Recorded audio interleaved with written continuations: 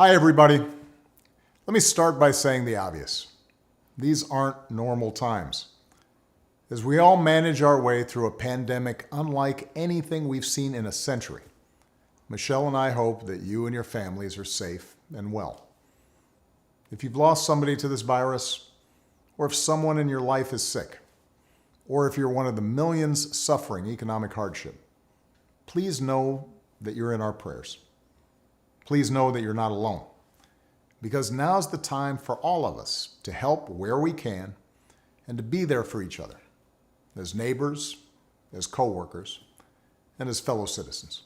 In fact, over the past weeks, we've seen plenty of examples of the kind of courage, kindness, and selflessness that we're going to need to get through one of the most difficult times in our history.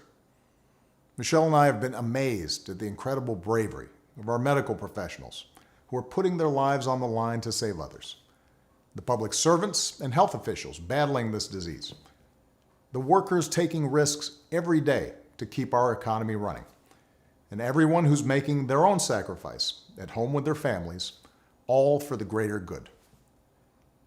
But if there's one thing we've learned as a country from moments of great crisis, it's that the spirit of looking out for one another can't be restricted to our homes or our workplaces or our neighborhoods or our houses of worship. It also has to be reflected in our national government. The kind of leadership that's guided by knowledge and experience, honesty and humility, empathy and grace.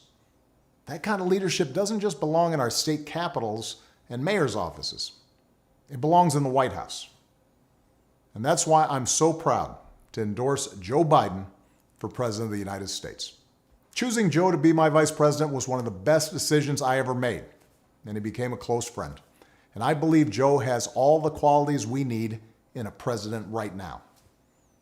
He's someone whose own life has taught him how to persevere, how to bounce back when you've been knocked down. When Joe talks with parents who've lost their jobs, we hear the son of a man who once knew the pain of having to tell his children that he'd lost his. When Joe talks about opportunity for our kids, we hear the young father who took the train home each night so he could tuck his children into bed. And we hear the influence of Jill, a lifelong teacher. When Joe talks to families who've lost a hero, we hear another parent of an American veteran, a kindred spirit, somebody whose faith has endured the hardest loss there is. That's Joe.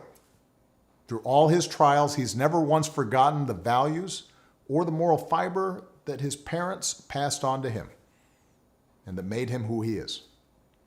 That's what steels his faith in God, in America, and in all of us. That steel made him an incredible partner when I needed one the most. Joe was there as we rebuilt from the Great Recession and rescued the American auto industry.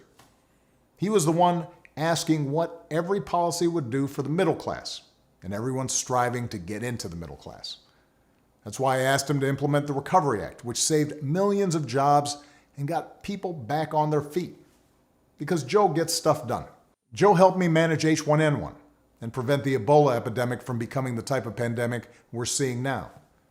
He helped me restore America's standing and leadership in the world on the other threats of our time, like nuclear proliferation and climate change. Joe has the character and the experience to guide us through one of our darkest times and heal us through a long recovery. And I know he'll surround himself with good people, experts, scientists, military officials who actually know how to run the government and care about doing a good job running the government and know how to work with our allies and who will always put the American people's interests above their own. Now, Joe will be a better candidate for having run the gauntlet of primaries and caucuses alongside one of the most impressive Democratic fields ever.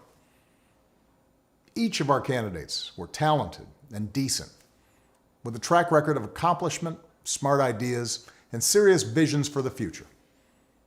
And that's certainly true of the candidate who made it farther than any other, Bernie Sanders. Bernie's an American original, a man who has devoted his life to giving voice to working people's hopes, dreams, and frustrations. He and I haven't always agreed on everything, but we've always shared a conviction that we have to make America a fairer, more just, more equitable society.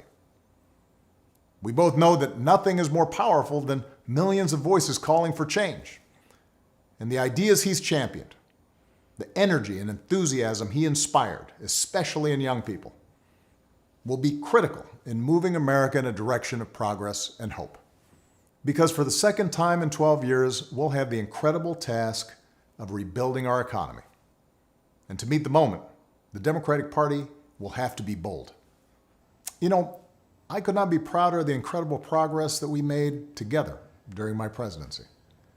But if I were running today, I wouldn't run the same race or have the same platform as I did in 2008. The world is different. There's too much unfinished business for us to just look backwards. We have to look to the future. Bernie understands that, and Joe understands that. It's one of the reasons that Joe already has what is the most progressive platform of any major party nominee in history. Because even before the pandemic turned the world upside down, it was already clear that we needed real structural change.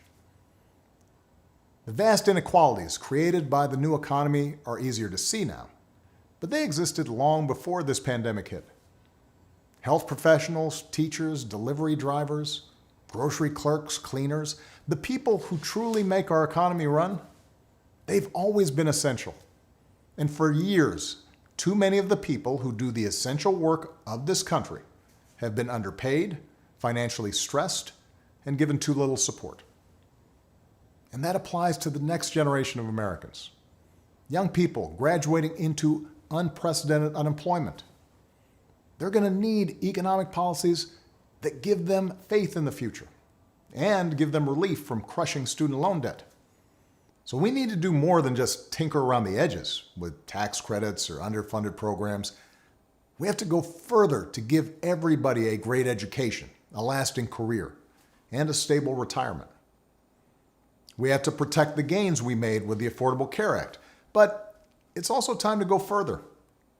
We should make plans affordable for everyone, provide everyone with a public option, expand Medicare, and finish the job so that healthcare isn't just a right, but a reality for everybody. We have to return the U.S. to the Paris Agreement and lead the world in reducing the pollution that causes climate change. But science tells us we have to go much further, that it's time for us to accelerate progress on bold new green initiatives that make our economy a clean energy innovator, save us money, and secure our children's future. Of course, Democrats may not always agree on every detail of the best way to bring about each and every one of these changes. But we do agree that they're needed. And that only happens if we win this election. Because one thing everybody has learned by now is that the Republicans occupying the White House and running the U.S. Senate are not interested in progress. They're interested in power. They've shown themselves willing to kick millions off their health insurance and eliminate pre-existing condition protections for millions more, even in the middle of this public health crisis, even as they're willing to spend $1 trillion on tax cuts for the wealthy. They've given polluters unlimited power to poison our air and our water and denied the science of climate change, just as they denied the science of pandemics. Repeatedly, they've disregarded American principles of rule of law and voting rights and transparency, basic norms that previous administrations observed regardless of party, principles that are the bedrock of our democracy. So our country's future hangs on this election, and it won't be easy. The other side has a massive war chest. The other side has a propaganda network with little regard for the truth. On the other hand, pandemics have a way of cutting through a lot of noise and spin to remind us of what is real and what is important. This crisis has reminded us that government matters. It's reminded us that good government matters, that facts and science matter, that the rule of law matters, that having leaders who are informed and honest and seek to bring people together rather than drive them apart, those kind of leaders matter. In other words, elections matter.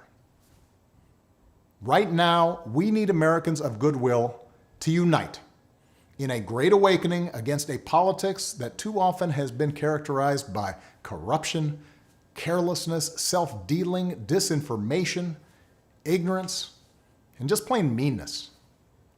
And to change that, we need Americans of all political stripes to get involved in our politics and our public life like never before. For those of us who believe in building a more just, more generous, more democratic America, where everybody has a fair shot at opportunity, for those of us who believe in a government that cares about the many and not just the few, for those of us who love this country and are willing to do our part to make sure it lives up to its highest ideals, now's the time to fight for what we believe in. So join us. Join Joe. Go to joebiden.com right now. Make a plan for how you are going to get involved. Keep taking care of yourself and your families and each other. Keep believing in the possibilities of a better world, and I will see you on the campaign trail as soon as I can. Thanks.